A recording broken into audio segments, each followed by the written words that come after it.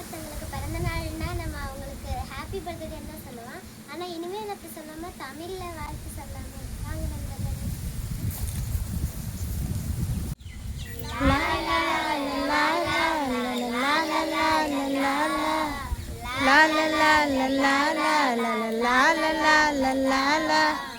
நீண்ட நீண்ட காலம் நீ நீடு வாழ வேண்டும், மனம் தீண்டும் தூரம் நீ வளர்ந்து வாழ வேண்டும்.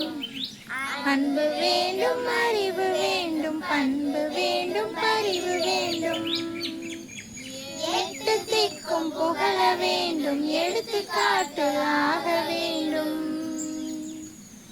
உலகம் பார்க்க உனது பெயரை நிலவு தாளில் எழுத வேண்டும். சக்கரை தமிழல்லி தாளாட்டு நான் சொல்லி வாழ்த்து